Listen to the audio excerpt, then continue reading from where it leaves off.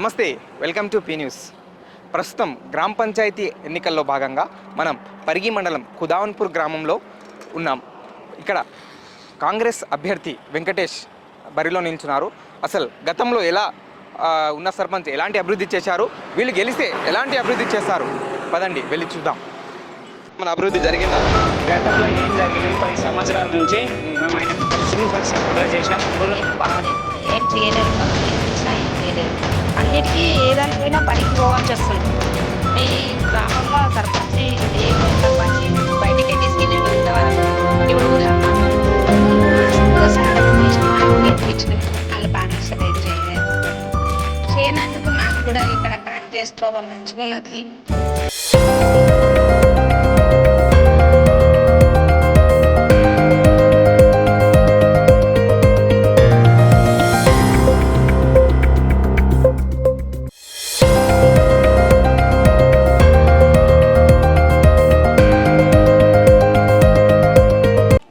నమస్తే, welcome to P news. ఈరోజు మనం గ్రామ పంచాయతీ ఎలక్షన్లో భాగంగా కుదాన్పూర్ గ్రామంలో ఉన్నాం.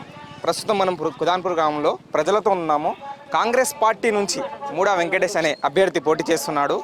అతను కుదాన్పూర్ గ్రామానికి ఏ విధంగా సేవలు అందిస్తాడనేది అతని మాటలోనే తెలుసుకుందాం. అన్న నమస్తే. నమస్తే అన్న. మీ పేరన్నా? నా పేరు మూడా వెంకటేష్. ఇప్పుడు ప్రస్తుతం మీరు కుదాన్పూర్ గ్రామంలో ఉన్నారు. ఇప్పుడు కుదాన్పూర్ గ్రామస్తులకు మీరు సర్పంచ్ అభ్యర్థిగా నిలబడారు. గెలిస్తే వాళ్ళకు ఎలాంటి అభివృద్ధి పనులు చేస్తారనేది కొంచెం చెప్తారా? గెలిస్తే రోడ్లు మంచిగా చెప్పాలి, డ్రైనేజ్, మన దగ్గర వాటర్ సరిగ్గా లేదంటే కోతినీళ్ళు ఇక్కడ వేరే కాలనీలో అవి చేయాలనుకున్నాము. ఇంకా తెలుసుకుంటాం ఇంకా అప్పటికి ఇంకేమేమి ఉన్నాయంటే ఇప్పుడే వస్తున్నాం మేము దీంట్లోకి, రాజకీయంలోకి ఇప్పుడే అవకాశం వచ్చింది మాకు. కాంగ్రెస్ పార్టీ మాకు ఇచ్చింది.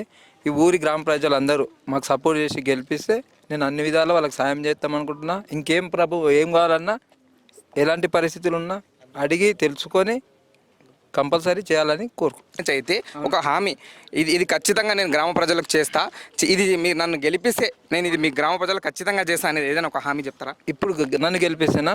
అవునండి. ఇప్పుడు నన్ను గెలిపిస్తే ఫస్ట్ నేను ఈ రోడ్డు ఉంది కదా, రోడ్డు దగ్గర ఇది దేవేమన్నా ఏమంటారు రోడ్లు, ఇక్కడ సైడ్ ఒక రోడ్డు, ఇక్కడ సైడ్ ఒక రోడ్డు, 2 రోడ్లు, ఇది ఒక రోడ్డు, ఓకేనా? రోడ్లు ఫస్ట్ లేవు, చెన్న కడుకు పోయే రోడ్లు బాగాలేవు.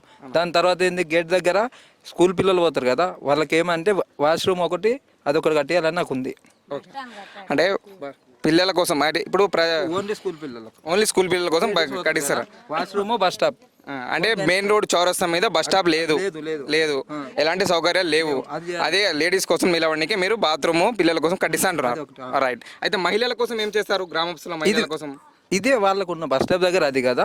తర్వాత నెక్స్ట్ వచ్చిన తర్వాత ఏంది, నేను ఒకవేళ వస్తే మహిళలు ఉంటారు కదా, మహిళలకి అంటే హాస్పిటల్కు సంబంధించి ఎనీ టైం నేను ఫ్రీ ఆఫ్ కాస్ట్గా నేను అంటే నాకు ట్రావెల్స్ గురించి తెలుసు, వాళ్ళకి ఫ్రీగా పంపించాలనుకోండి. నేను ఓన్లీ లేడీస్కి హాస్పిటల్ సంబంధించి ఒక బండి వాళ్ళు ఎక్కడన్నా పోని వాళ్ళు, అది నేను సపోర్ట్ చేయాలనుకున్నాను. 5 years వరకు వెంకటేష్ ని గెలిపిస్తే ఎలాంటి సమస్య తీరుస్తారు అనేది అమ్మ చెప్తుంది. అమ్మ చెప్పమ్మ, మీ పేరు? మాకు ఎల్లమ్మ గుడి దిక్కు.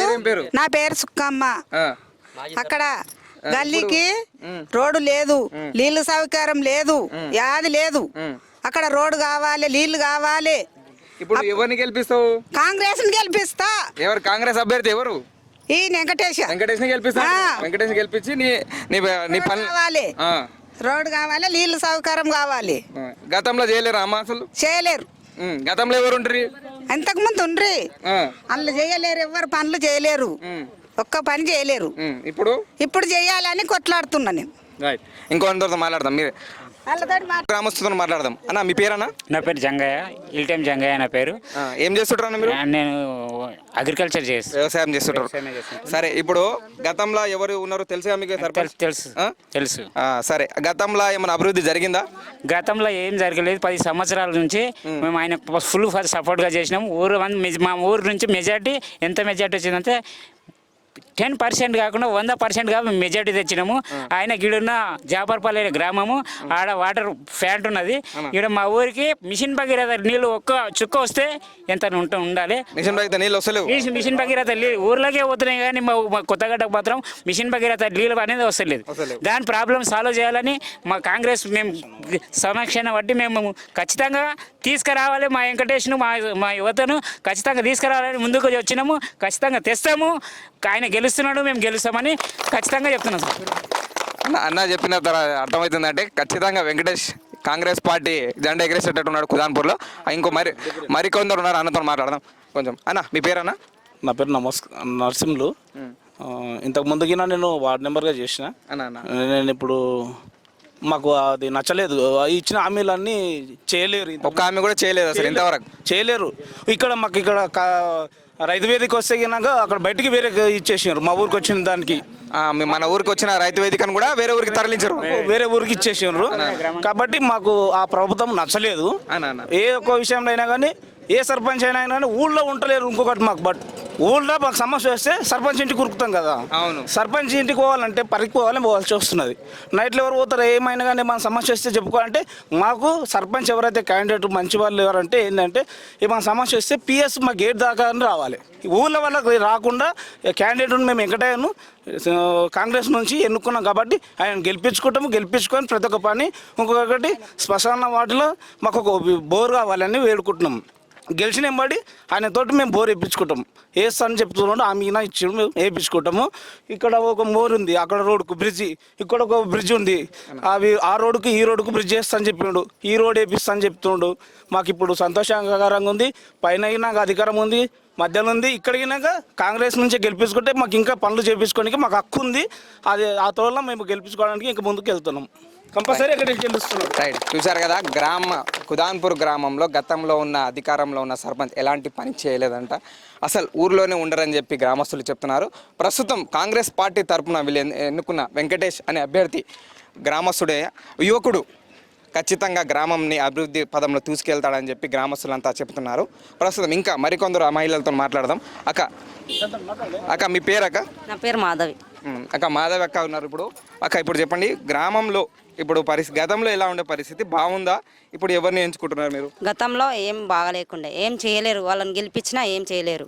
అన్నిటికీ ఏదానికైనా పరిగి పోవాల్సి వస్తుంది. ఈ గ్రామంలో సర్పంచి బయటికే తీసుకెళ్ళిండు ఇంతవరకు. ఇప్పుడు ఊళ్ళో అయితే పంచాయతీ ఊళ్ళోనే జరుగుతుంది. మాట్లాడడం ఏమైనా ఏం జరపలేరు. అందుకే వెంకటన్నను కోరుకున్నాము, సర్పంచ్గా నిలబెట్టుకుంటున్నాము. ఆయన ఊర్లో మంచిగా గెలిస్తే ఊర్లోనే సమస్యలు తీరుతాయండి. ఇక వెంకటేష్ని ఖచ్చితంగా గెలిపిస్తా అంటారు మీరు. రైట్, చూసారా, ఇంకో పెద్దమ్మ, ఊరు పెద్దమ్మ ఉన్నది. పెద్దమ్మతో మాట్లాడదాం. పెద్దమ్మ చెప్పమ్మా, నీ పేరేం పేరు? నా పేరు రామ్లమ్మ, ఎర్రోళ్ళ రామ్లమ్మ. మునుపు మస్తుగా సాధన చేసినాము, వాళ్ళని గెలిపించినాము. వాళ్ళు పని వరుసలు ఏం చేయలేరు. చేయనందుకు మాకు కూడా ఇక్కడ కాంగ్రెస్ తోవ మంచిగా ఉన్నది. ఇక్కడ ఈ పిల్లగాన్ని కూడా వెంకటేశ్ను మేమందరం ఎన్నుకొని వెంకటేశ్ను గెలిపిస్తాం అనేది మా ఉద్దేశము. గెలిపిస్తాము, దీని బాటను సరిగా చేస్తాము, కాని పనులన్నీ చేపించుకుందాం అనేది మా మనసులో ఉండదు. చూసావా, ఇది గ్రామంలో పెద్దమ్మ చెప్పిన మాట ఏంటంటే ఖచ్చితంగా కాంగ్రెస్ జెండాను ఎగరేస్తామని చెప్తున్నారు. వెంకటేష్ని గెలిపించడము. గతంలో ఉన్న సర్పంచ్ గ్రామంలో ఉండరంట, అతను పరిగిలో ఉంటారని చెప్తున్నా. ఈ ప్రస్తుతం వీళ్ళు ఎన్నుకుంటున్న వ్యక్తి వెంకటేష్ అనే వ్యక్తి గ్రామంలో అతన్ని గెలిపించుకొని అతను అభివృద్ధి చేస్తానని చెప్తున్నారు. ఇప్పుడు ప్రధాని మళ్ళీ గ్రామంలో ఎలాంటి సమస్యలు ఉన్నాయి అనేది మనం చూడదాం. ప్రస్తుతం మనం కుదాన్పూర్ గ్రామ అడిబొడ్డులో ఉన్నాం. మరికొందరిని అడిగి తెలుసుకుందాం. కుదాన్పూర్ గ్రామ పరిస్థితులు ఎలా ఉన్నాయి, గతంలో సర్పంచ్ ఏ విధంగా పనిచేసిండు, ఇప్పుడు సర్పంచ్ గ్రామంలో క్యాండిడేట్ ఎవరైతే వెంకటేష్ నిలబడ్డారో అతను ఎలాంటి అభివృద్ధి చేస్తాడు, మరికొందరు రాజకీయ నాయకులు కాంగ్రెస్ పార్టీ నాయకులతో తెలుసుకుందాం. యూత్ ఉన్నారు, వాళ్ళతో తెలుసుకుందాం. పదండి. మనం గ్రామస్తుల మధ్యలో ఉన్నాము. కాంగ్రెస్ పార్టీ యూత్ నాయకులు అయ్యూబ్ గారు ఉన్నారు, అతనితో తెలుసుకుందాం. అసలు గ్రామం గతంలో ఎలా అభివృద్ధి చెందింది, ఇప్పుడు ప్రస్తుతం కాంగ్రెస్ పార్టీ గెలిస్తే ఎలాంటి అభివృద్ధి పనులు చేస్తారనేది అతని మాటల్లో తెలుసుకుందాం. అన్న నమస్తేనా? అందరికీ నమస్తే. కుదాన్పూర్ గ్రామ ప్రజలకు, మీడియా మిత్రులకు అందరికీ నమస్కారం. అన్న, ఇప్పుడు కాంగ్రెస్ ప్రభుత్వం నుంచి ఇక్కడ ఒక క్యాంటీన్ నిలబెట్టారు అని చెప్తున్నారు మీరు. గతంలో ఉన్న సర్పంచ్ ఎలాంటి పనులు చేయలేదు, ఇప్పుడు కాంగ్రెస్ ప్రభుత్వం అధికారంలోకి వస్తే ఎలాంటి పనులు చేస్తారు మీరు చెప్పండి. ఇప్పుడు మా ఎమ్మెల్యే సార్ వచ్చి మూడు వెంకటేష్ అనే క్యాండిడేట్ కాంగ్రెస్ పార్టీ అభ్యర్థిగా అందరి సమక్షంలో ఎన్నుకోవడం జరిగింది. మా ఎమ్మెల్యే గారు మా వెంకటేష్ని గెలిపించుకుంటే ఎక్కువ నిధులు ఇచ్చి కుదాన్పూర్ గ్రామం డెవలప్మెంట్ కోసము నిధులు కేటాయిస్తామని చెప్పడం జరిగింది. అదేవిధంగా మూడు వెంకటేష్కు పార్టీలకు అతీతంగా ఓటడానికి యువత ఉన్నాడు, మంచి వ్యక్తి ఉన్నాడు, చదువుకున్న వ్యక్తి ఉన్నాడు, ఎవరికి ఆపద ఉన్నా ఆదుకోవడానికి ముందుంటాడు. ట్రావెల్స్ ఉన్నాయి, ట్రావెల్స్ ఇట్లా ఎప్పుడు ఫోన్ చేసినా ట్రావెల్స్ పంపిస్తుంటారు జనాలకు.